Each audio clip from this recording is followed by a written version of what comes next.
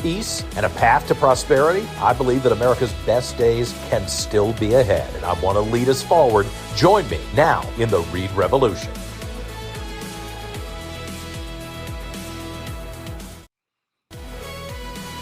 Hey, it's a great morning, and I'm glad to be with you. And I made it back to Richmond at 3 o'clock this morning. So as you can imagine, I'm dragging today. I mean, Lord, the even though I wound up in Fort Lauderdale yesterday trying to make it back from this trip, the effort to move all the planes around, apparently all up and down the East Coast, total insanity in the airports. And it wasn't as bad as sometimes when I've been traveling where they run out of food and there's no water and it's 2 o'clock in the morning, people are sleeping on the floor. I mean, it wasn't like that, but man, it was a bizarre several hours last night trying to get back to Richmond. But I am in Richmond, Virginia, formerly one of the great cities of America, now struggling to survive. Of course, because it's a Democrat-run city, and they make very, very bad decisions. Everything from how to tax to how to police to, how to make the water functional. And so you wind up with cities that are in decline. And it is interesting when you travel the world as much as I do, and I used to travel for business pretty extensively, and then you travel around the United States, as I do, you begin to see the differences in cities and communities that are well managed and well run and those that are not. And I love Richmond. It's my hometown. So if you say something nasty about Richmond, it will probably offend me, but I take the license as a Richmond native to offer my critique. We got some problems but it's not unique. It's not unique to any city that is run by modern Democrats. Show me a city that is run by Democrats, and I will probably be able to show you large sections of ghetto poverty and crime. And that's unfortunate, especially since these are the people who claim to have all the solutions about how to fix these problems, right? Republicans are the ones who don't understand and don't care about the little guy, and Republicans are always the ones who are trying to stomp on other people if you listen to Democrats. And yet it's the cities that Democrats run, lock, stock, and barrel. They don't have to ask for permission from any Republican to do anything. All they got to do is enact their fantasies and their dreams. And if they're correct, they should be able to turn this into utopia, where somebody like me who lives in the suburbs would go, oh, man, I mean, terrific. I do think younger people enjoy these areas because there's a lack of accountability. And, hey, if you're going to go out drinking at night and people are running drugs and hookers and things through your downtown, and that doesn't bother you, like morally, you don't have a problem with that. Sure, go have a great time with the nightlife.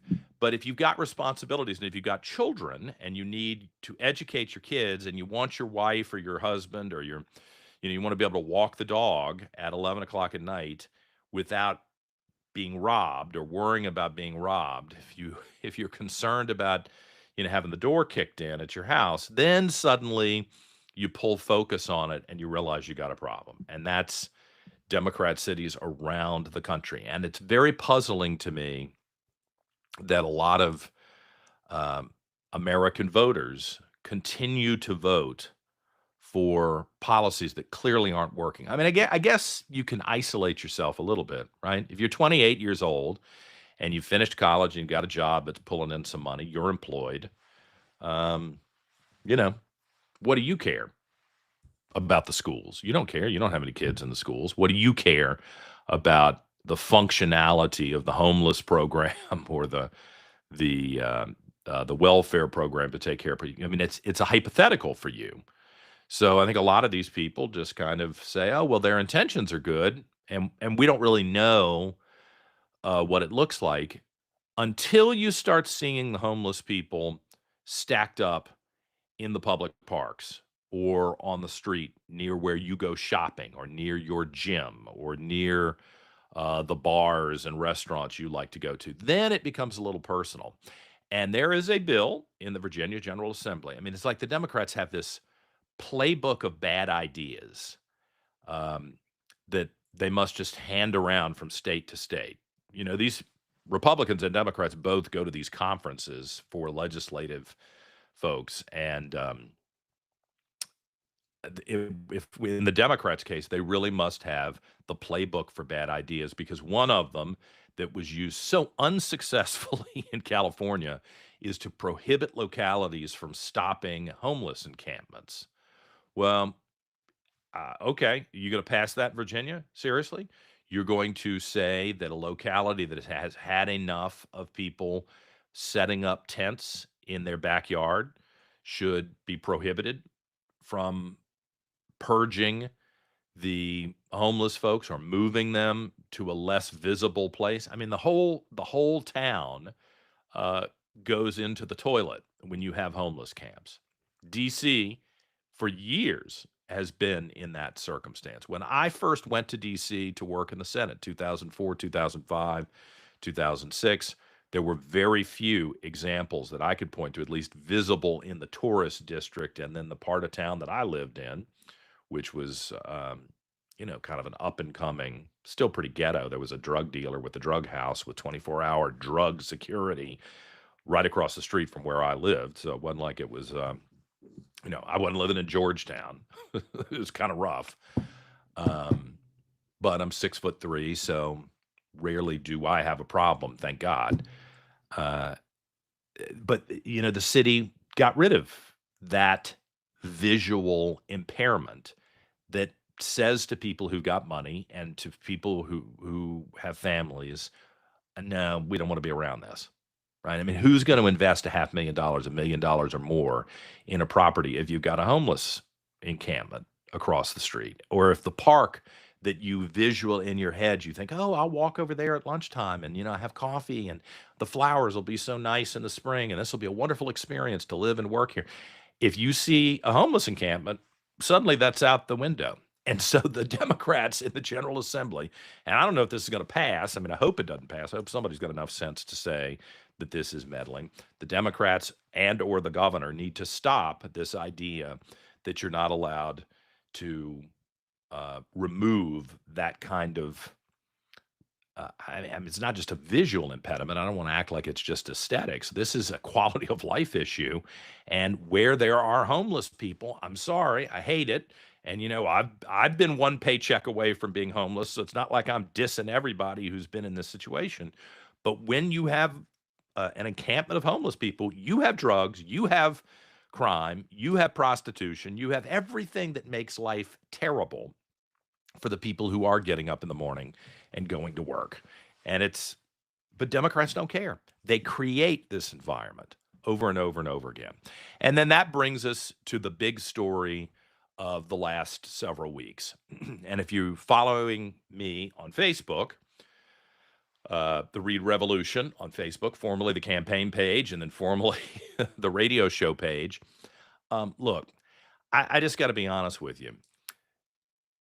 We're about to lose our society, our civilization.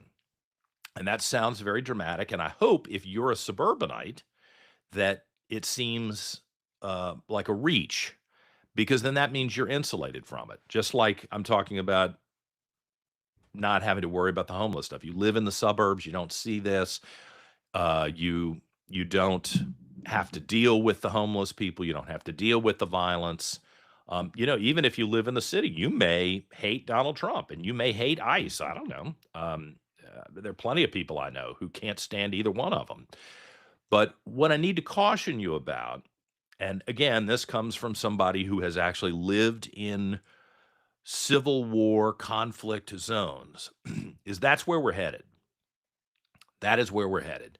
When the mob rules the street, when the emotions of the people supersede the laws of the county, of the city, of the state, of the country, when the rabid anger, whether it's rational, whether it's not irrational, I mean, I think this is absurd. The hostility towards removing illegals. They've been here illegally for years. We never should have let it get out of control. This is an example of how when you don't enforce the law on the front end, you wind up putting yourself in a situation you have major conflicts going forward. I mean, worse than anything that you can imagine. If you don't stop squatters from taking up positions on private land, get ready, because eventually when you try to evict those people, you're going to have a problem. When you don't tell illegals they have to leave because they've overstayed their visa or they came in without the right paperwork in the first place, yeah, I mean, even if they're the nicest people in the world, you're going to have a problem. And we've set ourselves up with this. And it's been weak Republicans who have not been willing to push the issue. I voted for George W. Bush. I'm glad I did. I think he did, by and large, a very good job. But this is one of the failures of his administration too, was not pushing to enforce the immigration laws. And I said that to a lot of people in his administration, which made them very mad at me. But I was like, look, I'm just telling you, in 10 or 20 years, we're going to have a major crisis on our hands. And guess what? Here we are, 10 or 20 years later. It's a major crisis, and it's a political crisis exacerbated by the attitude of Democrats who know exactly what they're doing. And here's where the danger is.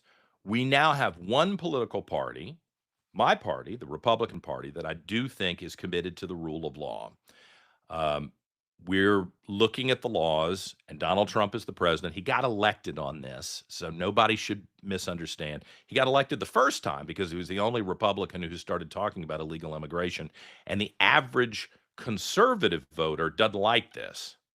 They don't like. They're not interested in, the accessibility of somebody cleaning the hotel rooms at a cheap price or harvesting product at a cheap price. They're upset because they see jobs going and they see the culture disappearing in front of them. And they know that the root cause of it is people who've come to the country illegally. So you got one party that is committed to the rule of law. And if you don't like the law, you can change it, of course. I mean, we got 2 Democrat senators in Virginia. I don't know why they constantly run their mouths about how awful Donald Trump is. Hey, you both have seats in the United States Senate. I haven't seen, forgive me, maybe I'm missed something. Have you seen Tim Kaine or Mark Warner articulate in writing what they hate about the immigration policies of the United States and what their plan is for comprehensive reform of immigration in the United States? No. I mean, this is the problem. One party's committed to the rule of law as it exists today. And I think the laws we have right now, if we actually enforced them, would work pretty well for all of us. We give out a million visas. We admit a million new people to the country every year. What number is the magic number that makes leftists feel good? 2 million? If we bring in 2 million people from Africa and the Middle East, will that be enough? Does that put a halo over our head for those who actually believe in Christianity? Or are you just going to exploit my faith to try to make me feel bad? Tell me what the magic number is. No one wants to do that. So you got the Republicans on one side, and then you got the Democrats on the other side who truly don't care about this. And I hate to say it, it pains me to say this, but they're exploiting this situation for the chaos and the political leverage that it provides them. And you can't let that win.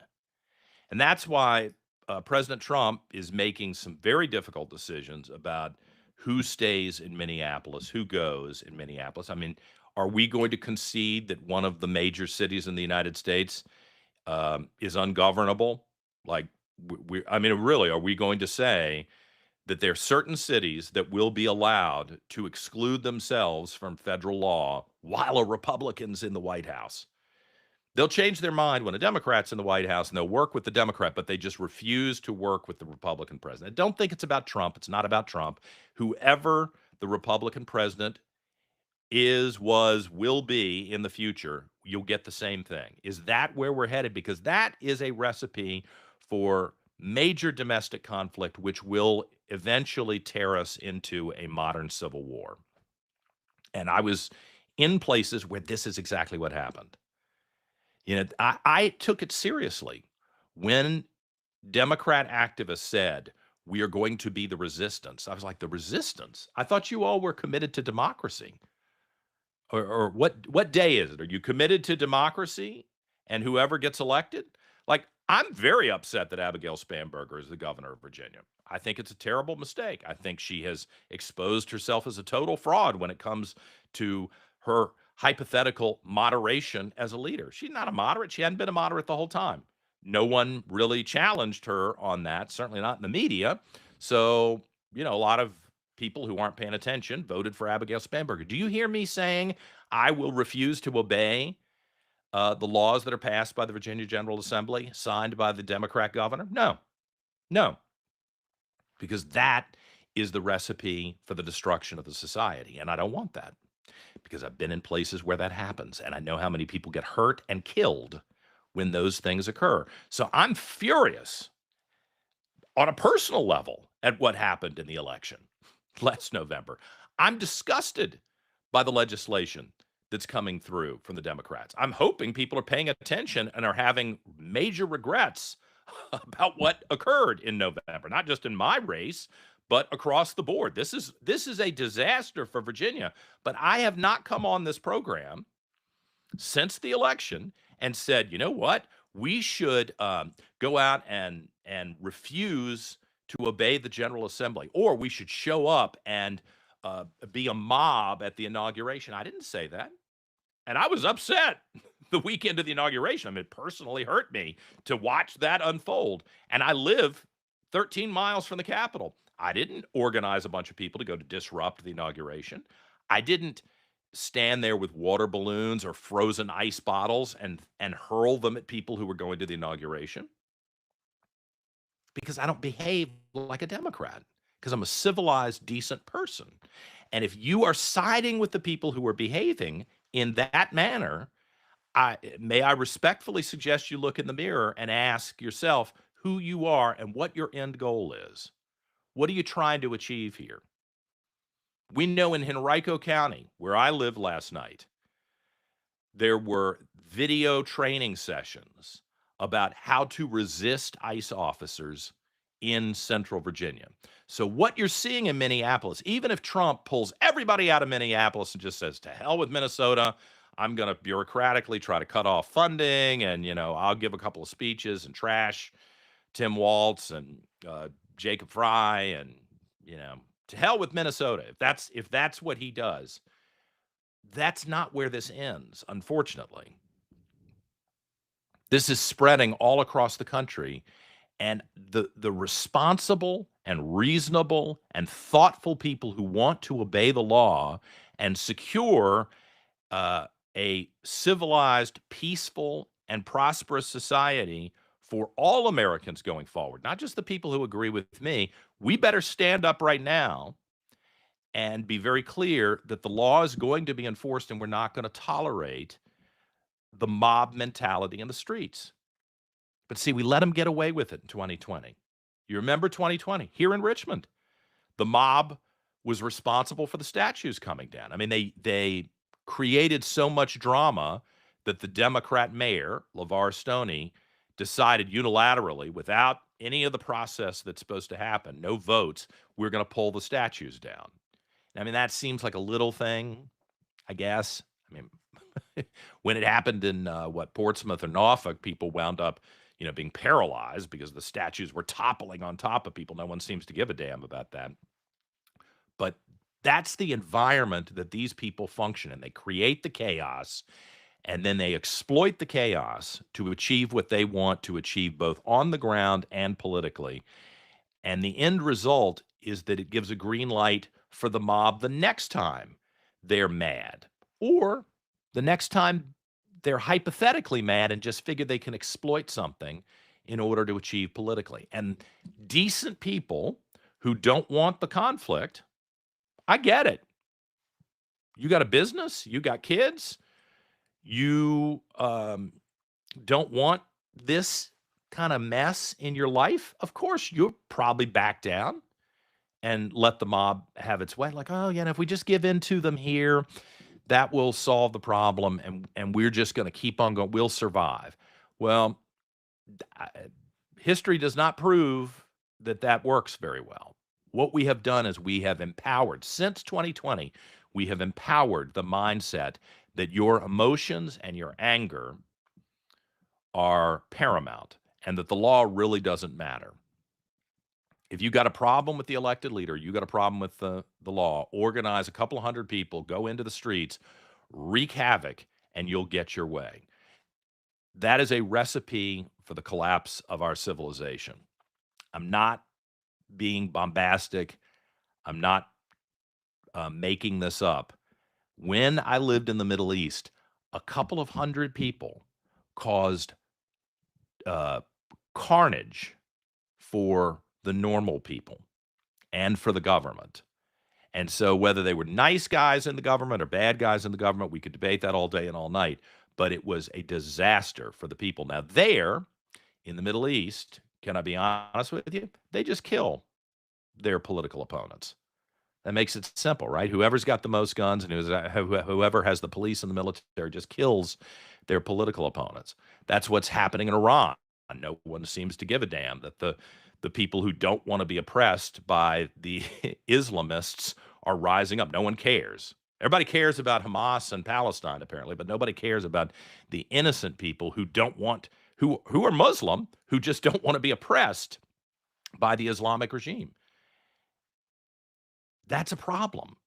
And if you look at what is happening overseas, it is a warning about what could happen here if we continue down this road. Donald Trump's going to be gone in 3 years. I mean, I'm actually concerned, based on how these elections go, that he might actually be removed from office before. I don't think it's legitimate. I don't think that would be reasonable, but I don't think this is a time of legitimacy or reason on the part of Democrat elected officials. So you better figure out where you're going to take a stand. I have no problem saying in public, we have got to stop the riots in the streets.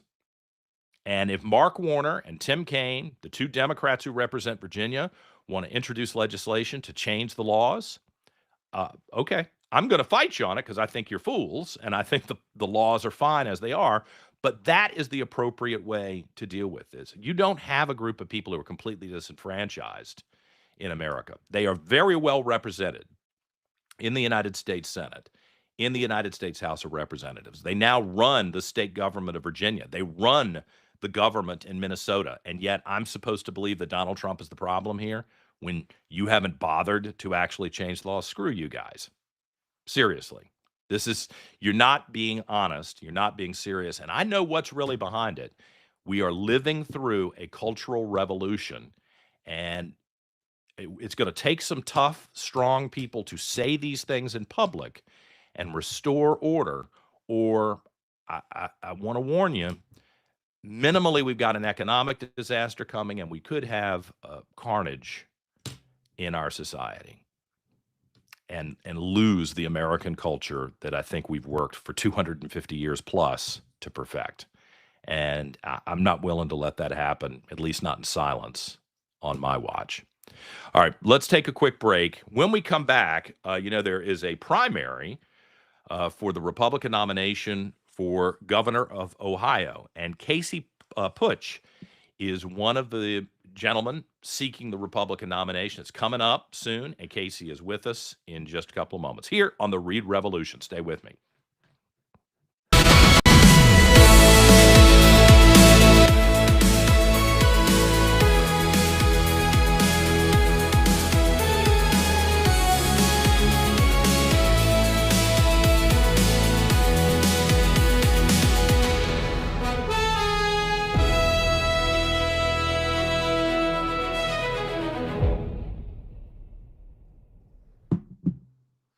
All right, we're back. Appreciate that 20-second break. Casey Putsch is one of the men running for the Republican nomination for governor of Ohio. Casey, it's good to see you. Thank you, John. Thank you for having me. Yeah, I appreciate it. All right, so give me the rundown on the timeline here and what you're looking at. Well, we got our petitions. We're going to have them in here in the next week, of course, before the 5th. And May 5th is the primary in Ohio, which is Vivek versus me as it's sitting right now. And it has to happen. How many, I just had to do 10,000 last year, and it was a lot harder than I expected to run for lieutenant governor of Virginia. Mm-hmm. So what are your thresholds to get on the ballot? It's 1,000, but we'll double or triple that just because you know how this game is played. They're going to want to bounce you off the ballot before you even get in. Yeah. Walk me through your background and tell me why you've decided to take on this high-profile role, especially, Vivek is somebody who's been on the national stage, and, one would have assumed that he would have the advantage just because of the Trump connection. So tell me what prompted you to jump into this. Well, certainly. The family background going back to the 1800s, a lot of entrepreneurs and proud military men. World War II, Vietnam, First World War, cavalry in the 1800s. My parents were entrepreneurs. We had a little rural golf course in Northwest Ohio. 6 o'clock in the morning, 10 o'clock at night, 7 days a week. It's like being fancy grass farmers where you have to work with the public the entire time and detail oriented. Right. So, I'm a product of that. You have to be responsible for yourself, and you got to be able to build your own family and your community, and you care about your nation and your future. So in terms of my own, obviously automotive related, I've done a lot of restoration and racing car preparations. I built the high efficiency diesel Omega car, which you may have seen on Tucker Carlson early last year. It's over 100 miles a gallon, out accelerates my Dodge Viper, has a lower carbon footprint per mile than an EV on straight diesel, and is an affordable. Yeah, okay. It's actually not that hard to do. You just have to realize the leftist narrative with EVs, it was complete BS from the start, which is one of the things that ended up leading to me here. And that was something that I saw as a younger man with regard to, frankly, Obama's propaganda and lies that we saw all the way through the Biden administration as well, Gavin Newsom. So, our industry is by no means going in a direction that has the best interest of the future of the nation or the people. So that was important to me. Also, for the last 11 years, I've done a 501c3 public educational charity called Genius Garage. The purpose of that was I experienced and saw exactly the failings of the American educational system, especially college, and wanted to make a skills bridge for young people, thinking if I'm going to be involved with cars and airplanes anyway, I should do it in a way that matters. And it's worked from day one. It's practical experiences. We have everything from mentors, from fighter pilots to CEOs, and we build ex-pro level racing cars, airplanes, and my students get hired everywhere from Ford, GM, Tesla, Lockheed Martin, Marathon, and whole hosts of startup companies and high-performance car and aerospace stuff. So it's really, really great. And then also the thing I've been doing the last year and a half is prototyping watches, building mechanical watches to build a little company, even prototyped one that meets the NASA requirements for astronauts and potentially the Artemis missions, because obviously with tariffs, that's supposed to, in a sense, incentivize us bringing manufacturing back to the United States. Now, with regard to those three things that I've done that really I consider my life work to make the future better, the walls are closing in. And we live in a society, country, and state right now where there's no support for, frankly, anything good or building anything for the betterment of it, from education to industry across the board. And I would say it's fair to say that all people feel that we're all living in that scene from the first Star Wars where they tried to escape through the garbage chute and the walls are closing in. Mm-hmm. And then, so why am I running? The simple word is contrast. That's why I'm running against Vivek. Vivek is a person who was born to Indian foreign nationals who got his American citizenship on paperwork. He did not go to higher education in Ohio. He went to Harvard and Yale, and despite, from what I was hearing, making over $500,000 a year somehow, already took $50,000 from George Soros' family money as a scholarship. That's very questionable. He has no businesses in Ohio. He has done zero philanthropy in Ohio, despite his net worth. Suffice it to say, has done absolutely nothing to better Ohio or the people here. Yet this is a person who's bought his way on every single podcast and over the last 2 years has done nothing but run for office unsuccessfully, get appointed to what would be the most important money saving thing for all of history in the United States. That would have been Doge, did nothing with it in actuality. Not sure if he left on good circumstances or not. It frankly looks like he didn't. And then he got astroturfed into Ohio with backdoor political deal making. So if you look at Vivek and his track record, there is nothing about him that is conservative, nothing about him that is Republican at all. And it's all a put on and a charade. He is a globalist Trojan horse. And that's why, frankly, and this is not hyperbolic, I'm risking the entirety of my life, my family's life, our livelihoods to be here against Vivek. It's the right thing to do. What's it like on the ground with you? I guess, I don't know whether you have tremendous name ID in Ohio, given the work that you've done for so many years, versus someone who has been on national television for the last few years and on that presidential debate stage. Are you well known enough? Sometimes people from the outside. I'm well known, and the thing of it is, the moment that people see it, they realize that Vivek is a greasy, bought in, paid for thing. Now, the other thing you mentioned, he's got a presidential endorsement from Trump. That's a tweet, and the year prior to getting that, he got a tweet from Donald Trump saying his campaign is deceitful. Well, I've got something from Trump on the wall. It says Lifetime Achievement Award, President of the United States in Education. So I've got a signature on the wall with an enameled badge and a lapel pin, and I earned that from helping young people in Ohio for the future. Vivek has a tweet through political deal making. So as far as I'm concerned, I have the presidential endorsement. How do you win in Ohio? Is this a ground game, or is it similar to Virginia where it's all about money and you've got to saturate certain areas where you got big TV and radio that cost a fortune? Correct. The game of it being all money is absolutely accurate, which I'll hint at in a moment. But also, we are at a moment in history that is different from any of the political normal environment that we're accustomed to. Effectively, historically speaking, we're a nation in crisis, and we're at a fourth turning. And what has happened right now that I've seen, which is incredible because it's not something one can plan, they just end up in this position. Vivek represents bought in, paid for establishment elite, managerial class. The nation doesn't want that anymore because it doesn't work. No one cares if it's left or right at this point because there is nothing about him that is real, nothing about him that is genuine. He's produced nothing. He's built nothing. People see it. They feel it. They know it. I am the stark contrast to him in every way.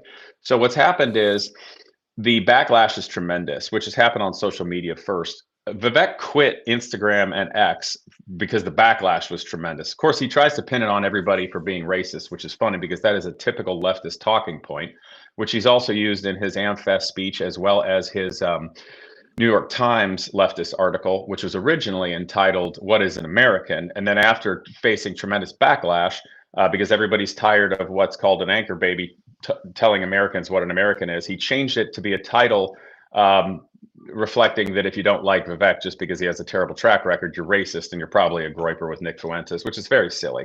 But with regard to money, that's what I have seen. And even the people of high standing and stature within, shall we say, the Republican Party or even at higher national level, I'll leave it at that want to support I mean this in the nicest possible way, in no way as a negative or dig, but they have no courage because they said to me flat out with years of experience, Casey, it just comes down to money. And everybody only wants to see if you can raise money or not. And when you look at the entirety of the GOP at the state level and what's going on and what it is only bought and paid for. Anybody can buy their way in, which is exactly what Vivek has done. He's a paper billionaire that's created nothing for anybody. So unfortunately, we're at a very unique time in history where things are turning. It's a nation in crisis, and people don't like the past things that are happening. But unfortunately, money still rules. So we're gonna find out what happens. But unfortunately, both political parties are so entrenched in where they're going that they're out of touch with the people, and they don't understand what's happening right now. Mm-hmm. So that's a pretty scorching indictment from your perspective on Ramaswamy. If you it's horrific. if you get this nomination, what do you talk about that secures you a win as governor of Ohio? In Virginia, Abigail Spanberger and the press went along with it. Affordability was the issue that she talked about. All the polls did show that people bought into that. They don't like the fact that prices have gone up. I think we could make the argument the Democrats caused much of that, but that didn't work. And maybe we didn't sell it the right way. So what do you do, and what are the issues that you think will motivate voters to come to you as the Republican candidate if you Certainly. get that in Ohio? Voters just want to be able to live and believe they have a tomorrow, afford a home, not having skyrocketing prices, and not watch themselves be completely sold out to billionaire tech bros corporations. This happens in a myriad of ways. The data centers coming in, they've basically been slipped in under the cover of the night through NDA forms, through weak leadership as a stopgap measure because there was no good foresight years ago when we got into this international arms race of data and computing. So with them being here, they're in 10, 15-year tax abatements. Nothing comes in that way. They use absurd amounts of electricity, spiking all of our electricity bills massively, and they use ridiculous quantities of fresh water with obvious concerns relating to Lake Erie, the Ohio River, and our aquifers for farmers, which obviously bring in environmental concerns. With the tiny amount of maintenance jobs they create, they're only a net loss to all the people of Ohio and frankly a leech. That has to be looked at firmly. I'm not putting a brakes on thing, but if we're going to have industry of any kind, it has to be a net gain for the people of Ohio and not just a leech to leverage them out. The other thing is, I know this is a federal issue, but H-1Bs is the tip of the iceberg. So 72% of H-1Bs are cheap Indian labor. The rest of the majority come from China. Vivek very clearly, with parents being foreign nationals, wants to facilitate that because that's a way for corporations to profit hundreds of millions of dollars quickly while completely obliterating the job market for young Americans who have done it right.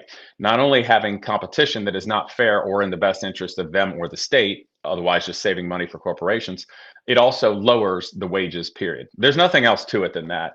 And any pushback from that, typically from the right, because the right really can't use the argument, hey, you're racist if you do it, because that's what the left does. So what the right does is argue, and they say that we don't have smart enough people here to fill the roles, which is an absolute lie. And I'm being very nice not to use garage military vocabulary right now and how I feel about it. And I know that because I've been mentoring the best and the brightest for over a decade with no help whatsoever. Some other details, of course, relate to housing. No one can afford homes because we let private equity companies and corporations buy up mass quantities of them, outcompete people in the market, hold them in their portfolio. They can sell a few of them quietly, well, not quietly, but publicly at higher prices and inflate the market. The politicians say nothing because they think they can collect higher property tax. And then the people say nothing because they think they're worth more, and then they just go into debt upon their equity. So this is just another huge way in which we're absolutely destroying the future. The nature of education, when you look at higher education, university, colleges, et cetera, the fact that a 17-year-old can take over a $100,000 loan for a major potentially with no jobs that they can't default on is sick. That's a broken society that we are allowing universities to become a black hole for a nation's future wealth.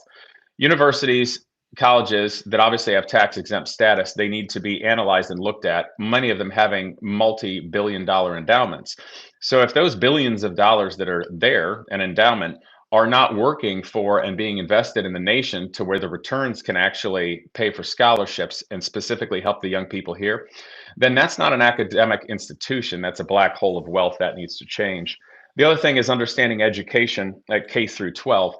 All we do is keep lowering standards and lowering standards. And I realize there's differences in funding of various schools and people of demographics. But when you lower the standards for one group of people over another, you dehumanize them. So the issue with K through 12 largely is that the standards cannot continually be lowered. We can also not keep putting pressure on the teachers thinking that's going to help. But when all that's going to do is drive out the good ones, the teachers need to be supported and the government needs to have the courage to actually hold the standards there. There also needs to be full transparency with curriculum to all public schools, so that doesn't create political radicalization and obviously political infighting from one side to the other, thinking that strange things are happening to their students. When also there's environments that teachers end up having rights beyond parents, that cannot happen in any way, shape, and form. So the difficulty across the board is just that and respectfully, and I think you know this because obviously you're conservative, and so I am, and so am I. Clearly I vote Republican. I supported Donald Trump every time I donated his campaign. I'm proud of my Lifetime Achievement Award from him, but I was very critical of him early this year as well, and I think that's important that we do it. But we have to realize, and we have to look at ourselves well enough to know that we are part of this fighting back and forth. We are part of the industry that exists through um, dystopian divide in our country. I'm running specifically for the governor because, you know, frankly, both Vivek and Amy Acton are horrific choices. And let's talk. I ripped up Vivek 11 Ways to Sunday, and frankly, he Right. deserves it. Anybody who supports him deserves it. But Amy Acton, oh my God, how the best the Democrats could do is a woman who resigned as health director because cited the pressure was too much. That's the person the Democrats want to put in charge of being at the helm of the ship of Ohio and the economy and a fleet of F-16s, if we say it tongue in cheek. So no, I'm here because simply our choices are horrific. I don't think it's good, natural, conservative, or worthwhile that the Republicans will let billionaires just buy their way in that are clearly globalists that only care about corporations and tech bros to the detriment of everybody in Ohio. So I have to be here and I have to fight all the way at the very least to be able to be that voice of reason for simply all the people of Ohio, every single last one of them, because they are who I care about first and foremost and forever. The issues you're touching on, I think, will resonate with a lot of people in Ohio and across the country if anybody's paying attention to your race. And I got to wrap this up pretty quickly here. But do you have the establishment Republicans standing on the sideline, or are they gravitating around you as you seek this nomination? I was kind of surprised. I thought I was kind of establishment, at least helping all these guys for many, many years in Virginia when I was running. And I quickly found out, oh my God, they don't see me as a partner in this. And anything I'm talking about, there seems to be, from certain quarters, a real hostility about it, even though I thought it was very Yeah. reasonable. What you just talked about seems reasonable. Are they on board with you? What do you think? Well, obviously, the people that have quadrupled down on Vivek are going to be negative toward me. Hmm. And I have seen more hostility of recent from the conservatives and Republican than I ever saw from the left, which frankly is all of our enemy. The absolute absurdity and the disgustingness of the Joe Biden years and the divide of our culture is ultimately what started to motivate me to be more political. It's just Hmm. that Vivek is a horrible choice that never should have been here. But what I see is this, and I'm just going to tell you absolutely truthfully. And I'm not going to try to put any platitudes or spin on it. There's a lot of Republicans that are bought in. They're blinded only by money. It's only money. There's no values at all anymore, which is reflected by the fact that Vivek is there. There's a lot of people at state level, federal level, national level watching this because Vivek is truly such a horrific candidate and trailing the worst Democrat imaginable, Amy Acton, that he threatens the Senate with how bad he is, talking down to Americans. Every time he opens up, the public hates him more, hates him. So the thing about it is everybody's watching right now because I am the actual worthwhile, real Ohioan, real American alternative to that. So, the sad thing about the establishment Republicans are they'll go down with that ship. And they very well likely may be burnt down because I'm seeing a national push that if the GOP pushes me out and they go with Vivek, that they're creating a lot of enemies out there in the nation, which I have nothing to do about. So what I'm doing is creating the real let's think about actual American Ohio alternative. So Yeah. the big players are looking at me going, when Vivek passes a threshold of hatred toward him, that's when I think they're going to go, okay, we better start talking to this Casey guy or we're sunk. And that's where it's at.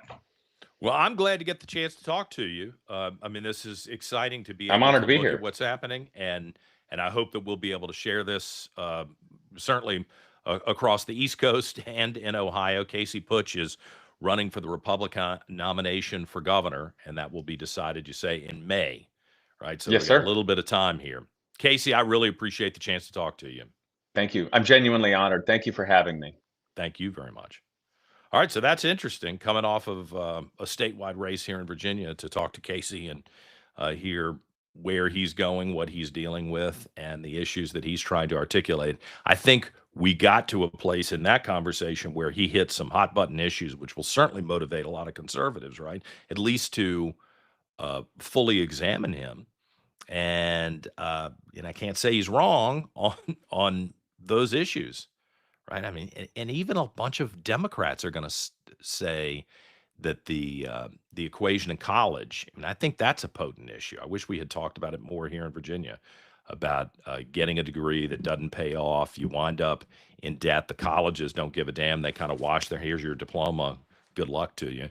And meanwhile, they're sitting on, $1 billion, and they don't have to answer for creating this environment in which people can't function going forward. So I think that will resonate, maybe with a demographic that isn't normally interested in Republicans, maybe, that 20 something, early 30s, they're beginning to realize, oh my God, I was sold a bill of goods here and I have a degree that's not accomplishing anything and I'm in trouble.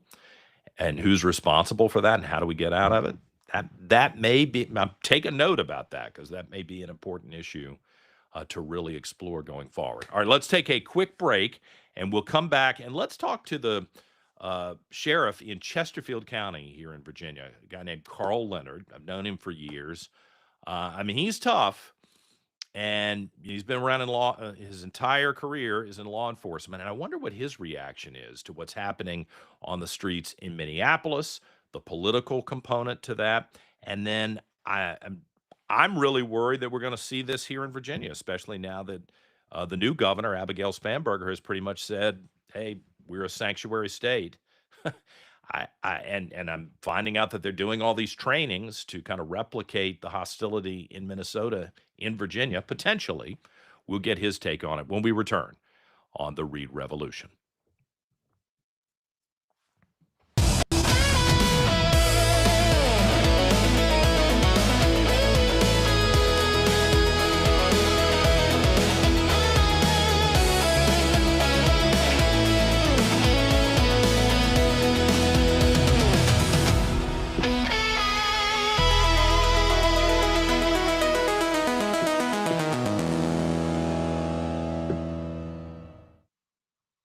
All right, we're back on the Reid Revolution. Chesterfield Sheriff Carl Leonard is with us this morning, and I'm really eager to talk to you. You've been on my mind as I watch this stuff unfolding in Minneapolis for a variety of reasons. I mean, you've been around a lot in your career, but what happens, Carl, when this starts to occur in Virginia? Glenn Youngkin said he wasn't going to tolerate this, and I think the protesters that are living amongst us kind of knew that it wouldn't work out well in Virginia when he was governor. But Abigail Spanberger sent a different message.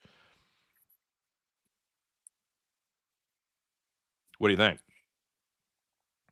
I just lost you for a second, John, but yes, both put their executive orders out, both saying different things, obviously. Mm-hmm. I didn't catch your question. It got cut off. Oh, sorry about that. Yeah. So I think Glenn Youngkin was successful. He put it in words and wasn't as strident as perhaps I would have been, but he made it clear we're not tolerating the riots in the streets, even if they start out as, peaceful, nice protests with some minister at the front. If the back end is going to cause havoc, we're not tolerating that like we did in 2020. Now we got Abigail Spanberger. She's basically said state police can't cooperate with ICE. You've got people in the city of Richmond and other major metropolitan areas across the state of Virginia who said their local officials are not going to cooperate. You've got prosecutors who are Democrats who refuse to cooperate. It seems like we're setting ourselves up, hopefully not for the violence we've seen in Minnesota, but the practical reality that Virginia is going to be a sanctuary state. How do you navigate that, since you run a jail and you probably encounter people who should be deported by law? Right. So I run two things. I run a courthouse, which has been more problematic than the jail recently because of ICE really focusing on taking some of those illegal aliens who have been violators of our laws here in Virginia, who are going to court and taking them out and deporting them and arresting them on these warrants. So it's very concerning that there's two bills right now. One is a Senate bill and one is a House bill, both saying that if anybody cooperates or assists or facilitates ICE coming into courthouses and serving these papers on them, that person can be held in contempt of court. Which means if I simply do my job, not even do my job, John, if I follow the Constitution and allow ICE to come into the courthouse, courtrooms, court hallways, which any American citizen has the right to do, then I'm going to be potentially held in contempt of court.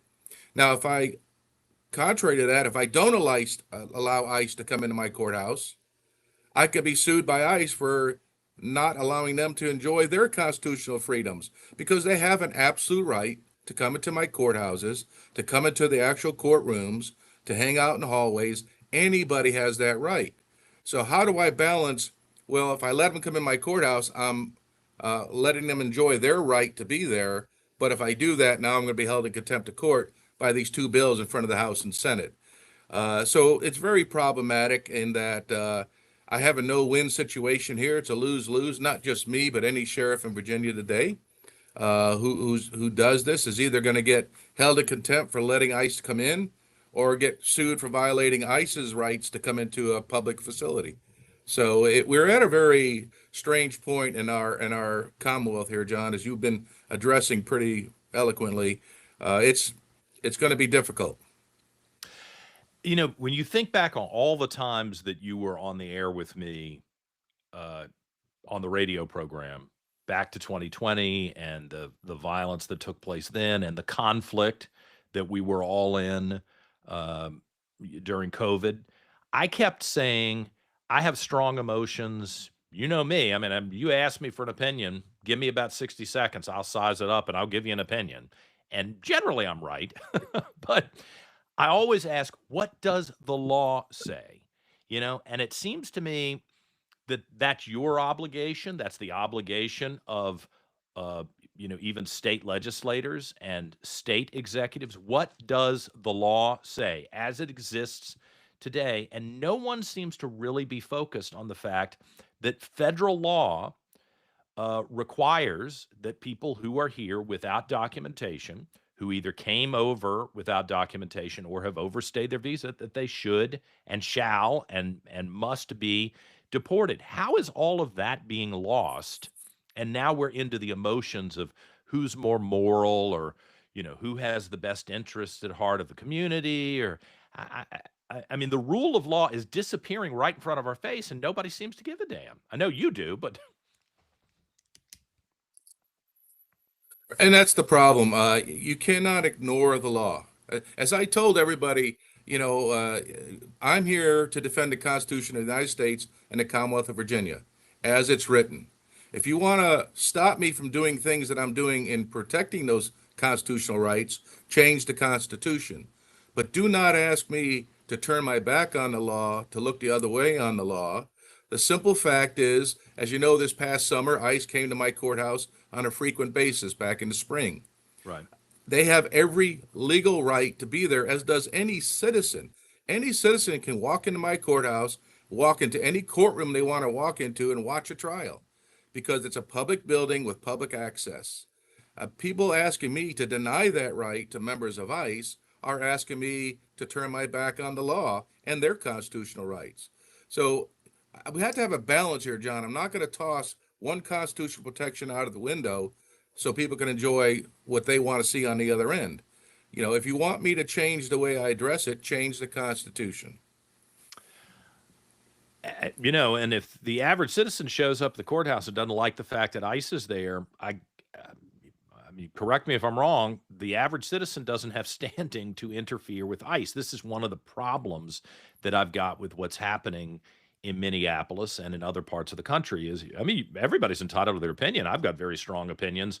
They're about to tax the hell out of everybody in Virginia. And it crosses my mind. Well, is the solution to just stop paying taxes? I can tell you how that's going to work out. It's not going to be in my favor in the short term, at least. So it's just puzzling to me that there's this mindset that the average citizen can feel very strongly about something. Okay, but you don't get to go and interfere and inject yourself into the situation and unilaterally overrule local law, federal law. I mean, that's just not how this works. You can go to the Capitol today and find a committee hearing and go speak at the committee hearing and raise hell in front of the people who you've empowered to cast a vote, but you don't get to go and um, beat a police officer or interfere with a police officer when they're doing their job. And that I'm just puzzled how we're losing that um, fundamental principle of a free society that's governed by law and not by emotions. And I guess that brings me to my question that I really wanted to talk to you about. And it's dangerous, I guess, to ask you this. If you were in Minneapolis, and I'm worried this is coming to Richmond, what would you do right now, given what you've seen on television?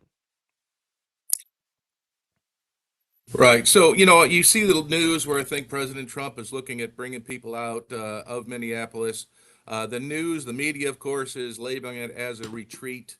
It's Hmm. not a retreat when you're doing a tactical regroup, is what we call it, right? You're bringing your folks out because your folks are in danger, imminent danger, and the local law enforcement agencies are not having their back. They're not protecting them, so they're left out there to defend themselves with no support. No support from the local law enforcement, no support from the local prosecutors, no support from the local politicians. So if that's the scenario that you're in, which they're in Minneapolis, I agree with pulling those troops out of there, the ICE agents, because you have to take care of your people first and foremost. You've got to take care of them. Right now, they've got no protections there, and you can see what's going on in Minneapolis and the attacks they're under. So I don't have a problem with them coming out of there and him pulling them, because right now there's nobody who's got their back except for President Trump. And what's the solution short term and long term, though? I mean, do you create in every city in America that's run by Democrats a chop zone like what we saw in Seattle, where everyone just conceded, you've taken this territory, whether it's 1 block or 10 blocks, and we'll just let you tear the place up, rape people, murder people, just give us the bodies on the back end. I mean, it seems like we're kind of conceding that we're going to allow the leftist mob to create their own zones where they pick and choose which laws they obey. Now, if that's the new arrangement, let me know.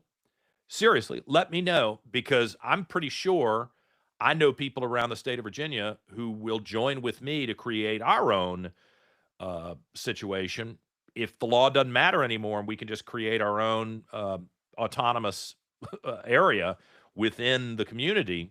Somebody just give me the heads up, and I think I can function with that. But I'm not going to accept the double standard. Well, right. It goes back to what we were saying earlier, John. There are laws on the books. There's laws on the books in Minneapolis. Minnesota has state laws that it's illegal to assault somebody.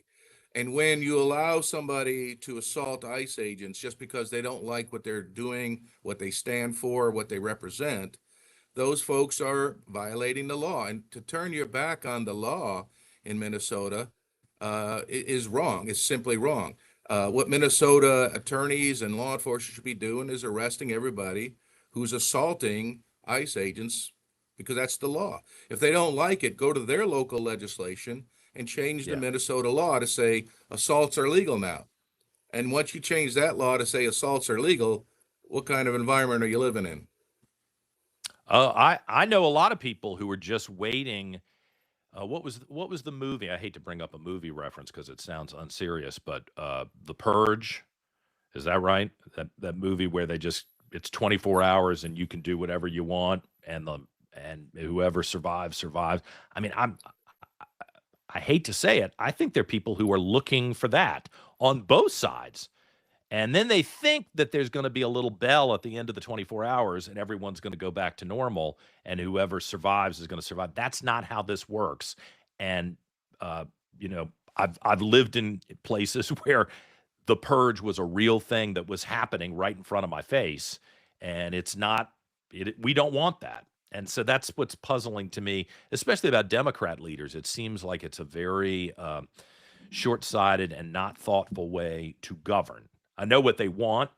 We all want things that we may or may not be able to convince the public to go along with.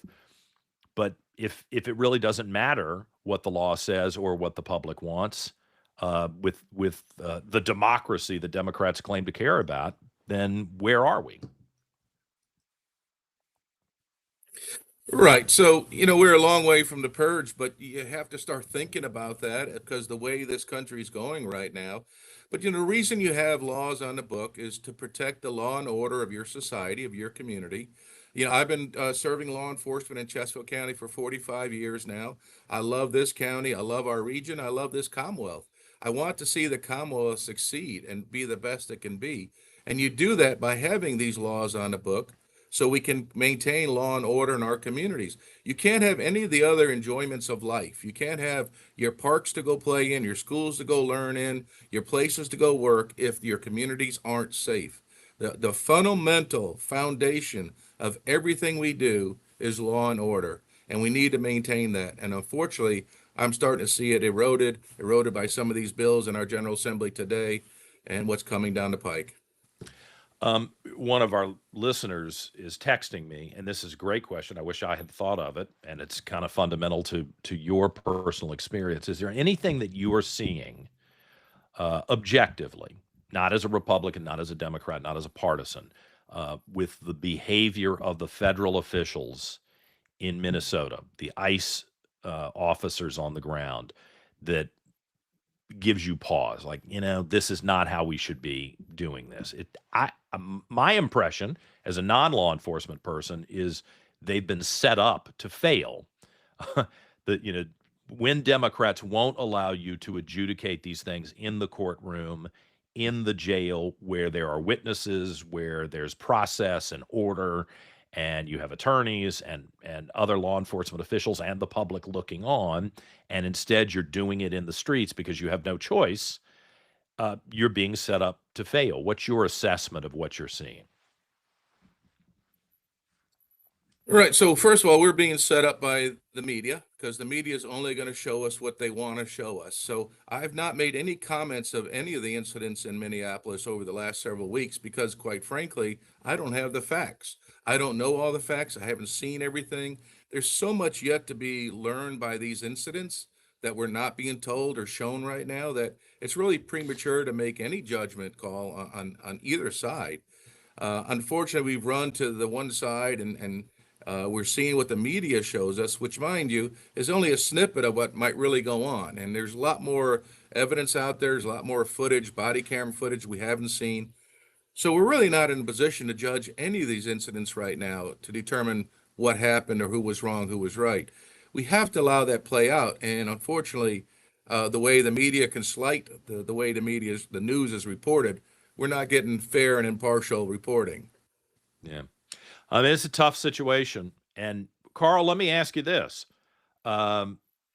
Democrats in 2020 pushed through a lot of legislation that they labeled as criminal justice reform. You and I talked when I was on the radio program pretty frequently about how that empowered and released a lot of hardcore criminals. Not people who stole some sort of cell phone. I'm not saying that's okay, but that is different from somebody who assaults and pistol whips the owner of the store or robs, murders, and rapes somebody in a violent way. And Democrats don't seem to draw those distinctions. They're letting everybody out.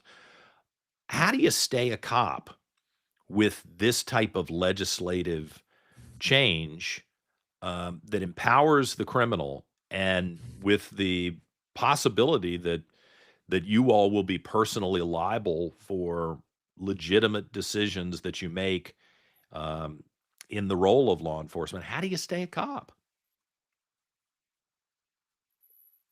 Well, it's a great question, John. I do it because I'm afraid of the void it would create if I step down. I don't know who would step up to represent my men and women who are doing the job every day. I want to be here for them. I want to be that layer of protection they have between these laws and their execution of their jobs. But if you were a young deputy, trooper, or police officer today, with less than 10 years on the force, why would you stay? You're You're not close jeopardizing to everything, as you retirement. say. You're not getting the benefits long term. You might just hit eject, right? Right. And that my fear is right now, law enforcement agencies across the nation, not just in Virginia, are struggling to fill their positions. We're also short-staffed. We're doing better in Chesterfield than most places, but there's departments across Virginia that are 100, 200 or more people down on their force. That's today. With these new laws coming into effect, if it gets to be more challenging to be a law enforcement officer, those numbers are going to be far greater. And then what? When you don't have those law enforcement present in your community, that's when bad things are going to happen. When I can't put troopers out on the street, police officers on the street, deputies out on the street because we're so shorthanded. We've got to maintain a law enforcement cadre in our nation. What we're doing today is not preparing us to do that. It's just the opposite. And I truthfully fear, John, for our state and our nation when all these law enforcement agencies are depleted in manpower and they can't man the patrol positions they need. Yeah. Well, I don't know what the situation is on the ground in Chesterfield. I know in Henrico County, where I live, there's several places that I patronize on a regular basis and have become friendly with the managers. And they've told me we don't even bother the cops calling the cops anymore in Henrico, unfortunately. And this is where I grew up, law enforcement central, where bad things generally didn't happen when I was a young person. And now you've got people who manage multi-million-dollar operations where they're saying, we get robbed every day and we don't even worry about it. We've just baked that in and we've told our employees, don't get killed, let them take whatever they want, and we're just going to eat it. Now, I mean, that is not a long-term strategy for peace or success, and it's pretty troubling. Yeah, and what do you want as a citizen living in either Henrico or Chesterfield, Richmond, or anywhere in the Commonwealth? What do you want? You want to be able to know that you're safe in your streets, safe going to work, safe going to the store. When you get a situation like you just mentioned where, we're not going to call the police because they don't handle these anymore and they know it, where is the fear, the deterrence for the criminal activity? There is none. In fact, the fear and deterrence is for the citizen, the law-abiding citizen, to leave their home. And that's not a society we want to create nor live in. Well, we're headed towards a vigilante society because the people that I know who've invested a lifetime in building homes and families and businesses, and I mean, eventually they're going to say, if you won't protect me, I'm going to do it myself. And I think that's a problem. I think that's a problem. And I think the people who are so gratuitous and aggressive in the way they're behaving right now are going to be really shocked. We're all going to be shocked when the pushback happens that I think is coming here. And I would like to stop that from occurring because I don't think that's going to be good for anybody. And then I feel bad for you, Sheriff, because you're still going to have to enforce the law, and that's going to be a mess. And my word to the members of the General Assembly would be just let us do our job. Let us be able to do our job. Let us be able to enforce the laws that are in the book. We trying to make our community safe. Let us do it. Give us the ability to do it. Do not hamper us. Do not handcuff us. No pun intended. From being able to do the job that we chose to do, and that's protect our citizens, all our citizens, without bias, without prejudice. That's our goal. We want the ability to be able to continue to do that for the citizens we serve. Sheriff, I appreciate the chance to talk to you, and I have been meaning to write a note to you and to, I'm telling people on the air here that when I was running for Lieutenant Governor, you were kind enough to let me come and speak to the inmates who were in the drug rehab program at your jail. And it was really one of the most meaningful 2-hour engagements that I had during the campaign, and I sincerely appreciated it. And I mean, if you go in and talk with these guys, and I know you speak to them every day, I have been telling people about that encounter and the hope that I think you're providing for them to get their lives in order so that they can return to society and live a good life in Central Virginia. And I think that's really important. Instead of giving up on people, having responsible leaders who have that hope and that dedication is important. So I respect it, and I hope you'll share that with them, that I said this publicly if you talk to them. I will. Thank you. Good. Thanks, Sheriff. I appreciate it. I certainly We're going will. to take a Thank quick you. break. Yeah, we'll be back with All right. more here on the Reid Revolution.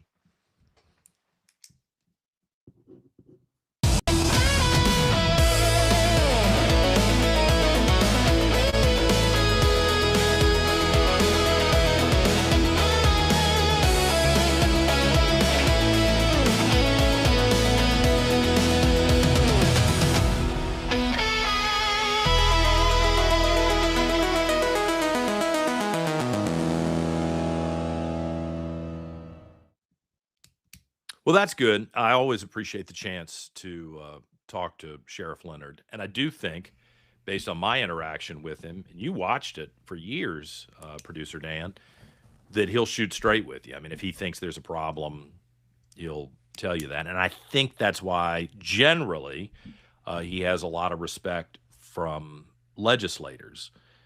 You notice in that interview, he didn't take the opportunity to bash the governor by name or the attorney general. I mean, part of that is probably politics, being smart enough not to go pick a fight with the people who've just been elected. But I think my observation for years is he's not trying to make this political and personal. He's trying to navigate difficult situations that cops have to navigate and leadership of law enforcement have to navigate, and do it in a way that doesn't do damage.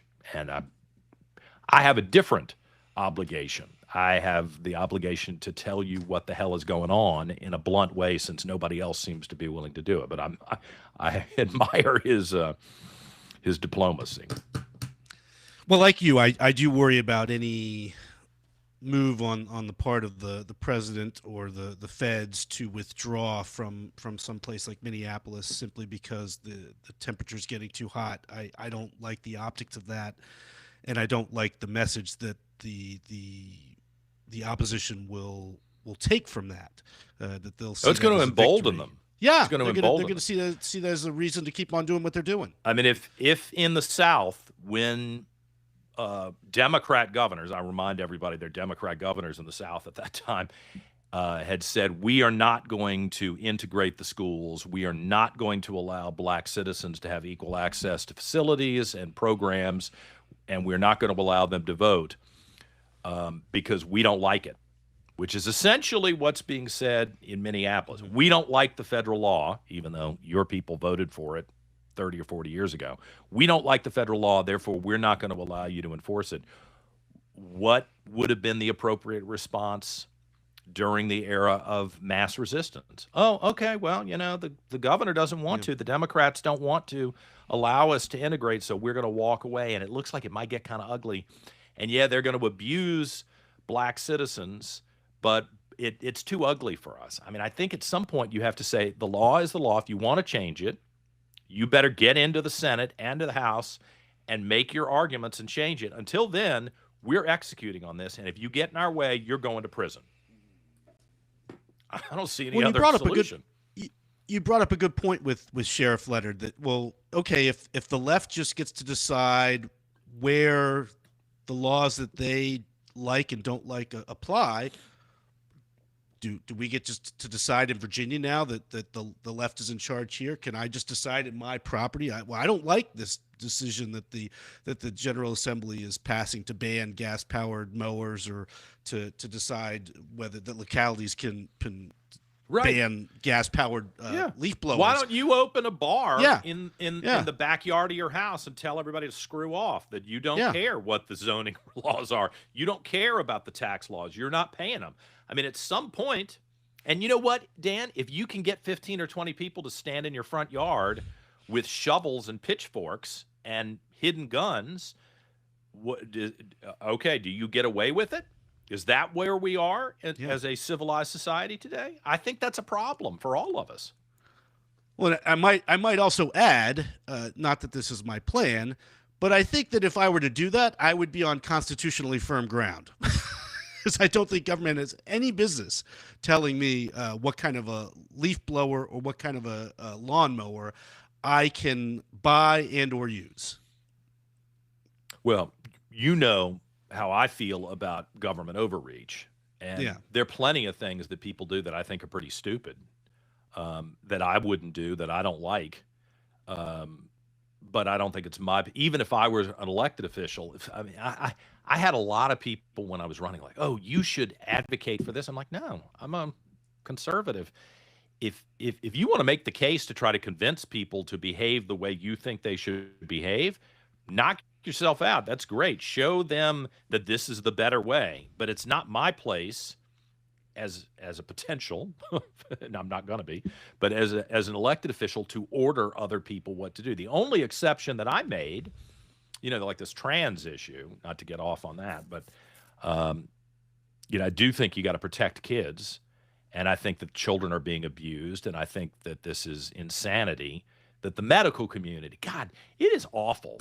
The medical community that I used to look up to, and my classmates at Baylor, including a couple of my fraternity brothers who went on to be very successful doctors who were really studious. They were not out drinking when everybody else was out drinking. Very, very smart people. They bought into this BS and don't seem to have a problem with the mutilation of kids. Well, that's where I do draw the line, is we're not going to allow children to be abused.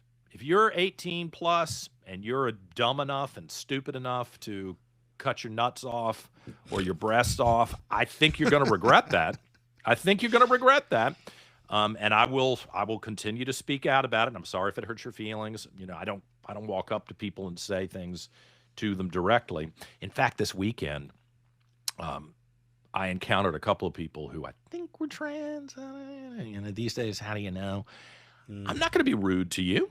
It's not my business. I'm not going to be rude to you. I might not engage in the same conversation that I would have with somebody if I didn't get that vibe, but I'm not going to ever be rude to someone. And if you're above the age of 18, you can make your own decisions.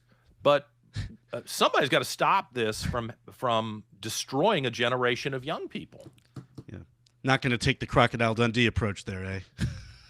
You don't even remember that from the movie, do you? Yes. Let's just say right, I don't think it would go over well socially today. I did the first movie reference today with the Purge. Yes, you did. Right? Yes, it took me everything not to jump on the screen there. Like, wait, what? Movies? Yeah. What? Huh?